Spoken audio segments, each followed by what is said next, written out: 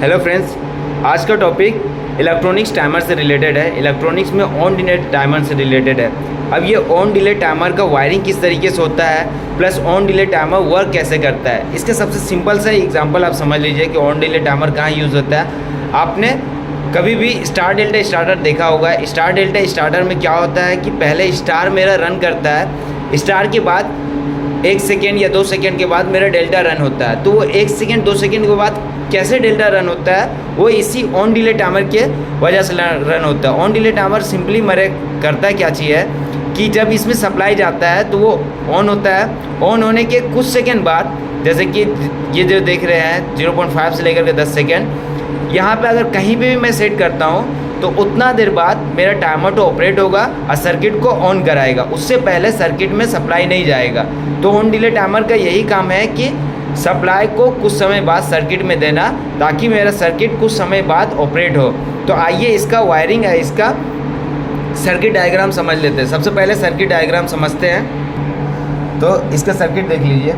Circuit में देखिए ये A1 ये A2 दिया हुआ है। A1 A2 क्या चाहिए, इससे मेरा टाइमर जो है ऑपरेट होता है। A1 में मेरे को लाइट देना पड़ता है और A2 में मेरे को न्यूट्रल देना पड़ता है, जिससे टाइमर में सप्लाई जाए और टाइमर मेरा ऑन हो।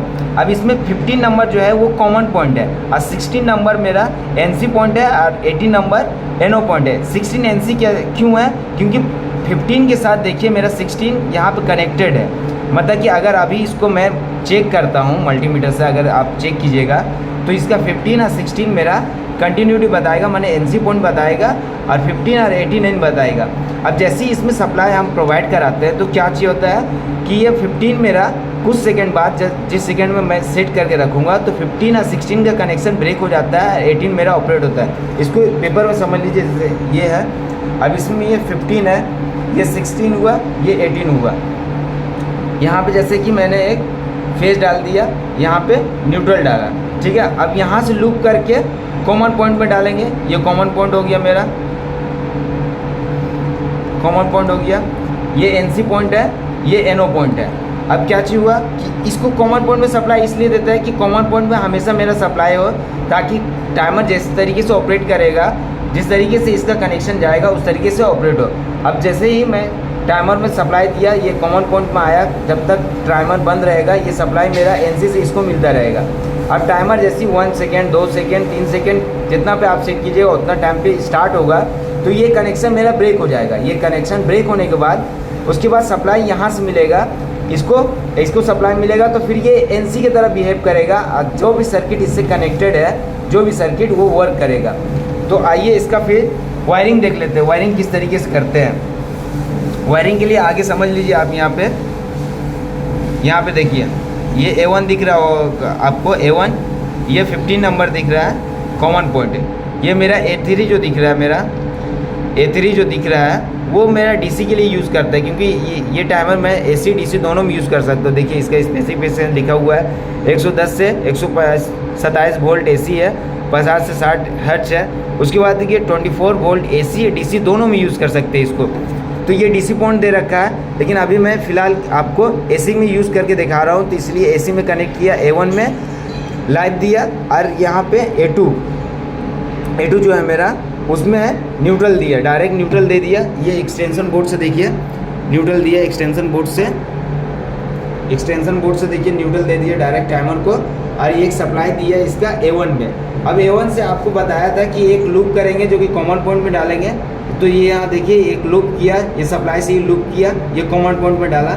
उसके बाद क्या चीज़ हुआ, कॉमन पॉइंट में लगाने के बाद इसका 2 सर्किट लिया। इसको समझने के लिए 2 सर्किट मैंने लिया है, 2 इंडिकेशन लैंप लिया है। पहला है रेड लैंप, दूसरा है मेरा येलो लैंप।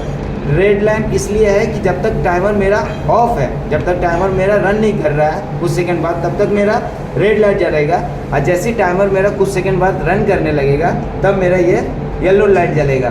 तो इसके लिए मैंने क्या किया कि यहाँ से देखिए इसके NC से लिया सप्लाई, इसके NC से सप्लाई लेकर के रेड में एक सप्लाई कनेक्ट किया और NO से सप्लाई लेकर के एक वो येलो में एक सप्लाई कनेक्ट किया और दोनों का न्यूट्रल पॉइंट कर दिया, देख लीजिए ये सर्किट है मेरा। ये लाइव आया टाइमर में, टाइमर से लाइव कॉमन हुआ 15 नंबर पॉइंट में, वहाँ से फिर NC में ये रेड लैंप का दिया और NO में वो येलो लैम्प का दिया, और न्यूट्रल सभी का मैंने पॉइंट कर दिया। अब जैसे ही मैं इसको ऑन करता हूँ तो क्या होगा, सप्लाई देखिएगा आप, यहाँ से यहाँ सप्लाई आएगा, यहाँ से यहाँ सप्लाई आएगा। तो आइए अब इसको स्टार्ट करते हैं। देखिए जैसे मैं स्टार्ट करूँगा इसको, सप्लाई मेरा पहले ये वाला ऑन होगा, फिर कुछ सेकंड बाद जैसे मैंने देखिए इसको 4 सेकंड में सेट करके रखा है, 4 सेकंड में सेट करके रखा है, 4 सेकंड में सेट करके रखा है, तो 4 सेकंड बाद ये वाला ऑन होगा। देखिए इसको ऑन करते हैं, देखिए ऑन किया, देखिए ये लाइट ग्लो कर रहा। अब 1 2 3 4, देखिए ये वाला लाइट ग्लो किया। उसी तरीके फिर से देखिए इसको बंद करते हैं, तो बंद हो गया। फिर से देखिए इसको ऑन करेंगे, अब देखिए इसको 6 पे सेट करते हैं, इस तरीके से 6 पे सेट किया। अब जैसे ही ऑन करेंगे ये देखिए हुआ। अब आप काउंट कीजिएगा 6 सेकंड बाद, ठीक ऑटोमेटिक ये लाइट ग्लो करे। देखिए 6 में ऑन हुआ। फिर से इसको बंद करते हैं, फिर से देखिए इसको हम अब्रिक 8 में 10th में लगा दिया, 10 में लगा दिया। अब इसको ऑन करते हैं, तो स्टार्टिंग में मेरा ये जलेगा, स्टार्टिंग में ये जला। अब देखिए कुछ सेकंड बाद मेरा ये लाइट ग्लो करेगा, 10 सेकंड बाद देखिए ये ग्लो किया। तो टाइमर का काम यही है कि सर्किट को कुछ सेकंड बाद ऑपरेट करवाना, सर्किट में कुछ सेकंड बाद सप्लाई देना। ऑन डिले टाइमर का यही काम है। तो ये था ऑन डिले टाइमर पर छोटा सा वीडियो। आशा करते हैं आपको समझ में आया हो। अगर इसके रिलेटेड कोई भी इंक्वायरी हो, कुछ भी क्वेश्चन हो, तो आप बेझिझक कमेंट सेक्शन में आप पूछ सकते हैं। Thank you for watching the video.